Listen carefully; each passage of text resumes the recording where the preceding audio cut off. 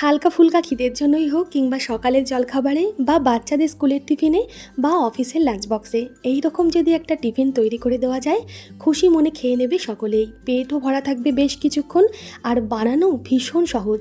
নমস্কার বন্ধুরা, আমি বন্দনা মিঠাই ম্যাজিক শপ কিচেনে আপনাদের সবাইকে একটা দারুণ স্বাদের টিফিন রেসিপির সাথে জানাচ্ছি অনেক অনেক স্বাগত। প্রথমে একটা চালনির মধ্যে 1 বাটি পরিমাণে মটর ডালের বেসন নিলাম। ছোলার ডালের বেসনও নিতে পারেন, এছাড়া পছন্দ অনুযায়ী যে কোনো ডালের বেসন নিয়ে নিতে পারেন। বেসনটা প্রথমে চালনি দিয়ে একটু চেলে নিলাম। এরপর যেই বাটি মেপে বেসন নিয়েছি সেই বাটি মেপেই আপনারা চাইলে 1 বাটি পরিমাণ সুজি দিয়ে নিতে পারেন। আমি 1 বাটির থেকে সামান্য কম সুজি দিয়ে নিলাম।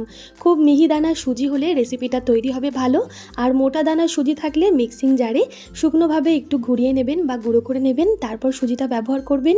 রেসিপিটা কিন্তু ভালো তৈরি হবে। 1/2 চামচ মতন লবণ দিলাম, আর যে বাটি মেপে সুজি বেসন দিলাম সেই বাটি মেপেই 1 বাটি পরিমাণে টক দই দিয়ে দেবো। এটা জলসহ টক দই। এবার এই সুজি বেসন টক দই খুব ভালোভাবে মিলিয়ে নিতে হবে। প্রথমেই জল মেশাবো না, দইয়ের মধ্যে তো কিছুটা জল থাকবেই, সেই জল দিয়ে যতটা মিক্সড হয়ে নেবে। তারপর জল লাগলে দই রেখেছিলাম যেই বাটিটাতে সেই বাটি ধুয়েই আরও 1/2 বাটি মতন জল দিয়ে নিলাম। এইবার আবারও সব কিছু খুব ভালোভাবে মিক্স করে নিতে হবে। আজকে যে রেসিপিটা তৈরি করছি এটা সুজি ঢোকলা রেসিপি। এই রেসিপিটাতে কিন্তু আমি কোনো বেকিং পাউডার, বেকিং সোডা বা ইনো কিচ্ছু ব্যবহার করব না। আগেকার দিনে কিন্তু বেকিং পাউডার ব্যবহার করার চলটা খুব কম ছিল, তা সত্ত্বেও খাবার দাবার খুব সুন্দর তৈরি হতো। তো সেই জন্য কি করতে হবে আমি আপনাদের সাথে শেয়ার করছি। দেখুন সব কিছু ভালোভাবে মিক্স হয়ে যাওয়ার পর এর মধ্যে 1 ইঞ্চি মতন আদা একটা গ্রেটারের সাহায্যে ভালোভাবে গ্রেট করে দিচ্ছি বা কুড়ে দিচ্ছি। আপনারা চাইলে আদা বাটাও এখানে ব্যবহার করতে পারেন, তবে এই রকম মাপে আদাটা যদি গ্রেট করে দেওয়া হয় একটু একটু আদাটা মুখে পড়বে, খেতে ভালো লাগবে। এইবার আদাটাও সব কিছুর সাথে ভালোভাবে মিক্স করে নিলাম। এখানে একটু হলুদ দেওয়া দরকার ছিল, প্রথমে আমি হলুদটা দিতে ভুলে গিয়েছি, তাই পরে হলুদ দেবো। আপনারা চাইলে এই সময়ও হলুদ দিয়ে সব কিছু খুব ভালোভাবে মিক্স করে এটা আধ ঘন্টার জন্য ঢাকা দিয়ে রেখে দিতে পারেন। আমি 30 মিনিট বা আধ ঘন্টার জন্য এটা ঢাকা দিয়ে রেখেছিলাম।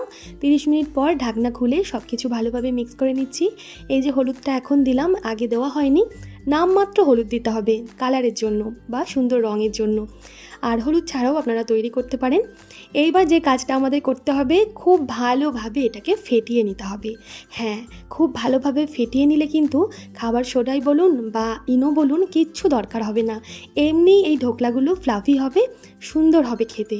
যত সুন্দরভাবে ফেটানো হবে তত ভালো হবে কিন্তু ঢোকলাটা। তো আমি খুব ভালোভাবে এটা হ্যান্ড হুইস্কের মাধ্যমে ফেটিয়ে নিয়েছি। জল লাগলে সামান্য সামান্য জল দিয়ে কিন্তু এটা ফেটিয়ে নেওয়া যেতে পারে, তবে যখন ফেটাতে হবে সেই সময় যেন হাতটা একদিকেই ঘোরে, এলোমেলোভাবে ফেটালে হবে না, তাহলে ফেটানোটা নষ্ট হয়ে যাবে। একদিকেই কন্টিনিউ এই হ্যান্ড হুইস্ক বা যে কোনো স্পুন বা চামচের সাহায্যে আপনারা এই পুরো মিশ্রণটা ফেটিয়ে নিতে পারেন। এরপর আমি একটা ছোট অ্যালুমিনিয়ামের বাটিতে সামান্য তেল মাখিয়ে নিলাম। এরপর সমস্ত মিক্সচারটা বা এই ব্যাটারটা ওই অ্যালুমিনিয়ামের বাটিতে ঢেলে দিচ্ছি। খুব ভালোভাবে ভেতরের হাওয়াটা যাতে বাইরে বেরিয়ে যায় এই জন্য এইভাবে একটুখানি ট্যাপ ট্যাপ করে ঝাঁকিয়ে নিচ্ছি বা পুরোটা সেট করে নিচ্ছি। এরপর এটা ভাপাতে দেব। একটা আমি ননস্টিকের কড়াইয়ের মধ্যে সামান্য জল দিয়ে এটা আমি ভাপাতে দেব। সামান্য জল দিতে হবে কড়াইতে, যাতে জলটা বাটির থেকে ওপরে না চলে আসে। সেইভাবে বাটিটা ভালোভাবে বসিয়ে ঢাকা দিয়ে মোটামুটি 25 মিনিট লাগবে এটা সুন্দরভাবে ফুলে ফেপে উঠতে বা ভাপা হতে। তো দেখুন 25 মিনিট পর ঢাকনা খুলে আমি বাটিটা নামিয়ে নিলাম। এদিকে একটা তড়কা প্যানের মধ্যে 1 চামচ মতন রিফাইন তেল গরম করে তাতে একটা কাঁচা লঙ্কা ফোড়নে দিলাম, সামান্য সর্ষে, কালো সর্ষে ফোড়নে দিলাম, আর কিছুটা কারি পাতা ফোড়নে দিয়ে দিলাম। আপনারা কাঁচা লঙ্কার জায়গায় শুকনো লঙ্কা দিতে পারেন, ঝাল বেশি খেলে আরও কিছুটা ঝাল দিতে পারেন। ফোড়নটা সুন্দর করে ভাজা হয়ে গেলে জল দিয়ে দিলাম প্রায় 1 কাপ মতন। এরপর 2 চামচ মতন চিনি দিলাম। চিনিটা দেবেন, চিনিটা দিলে খেতে বেশ ভালো লাগবে। আর ঝাল চিনি এগুলো যদি মাপ অনুযায়ী দেওয়া যায় ভীষণ সুন্দর লাগবে খেতে। চিনিটা গলে যাওয়া পর্যন্ত আমরা অপেক্ষা করব।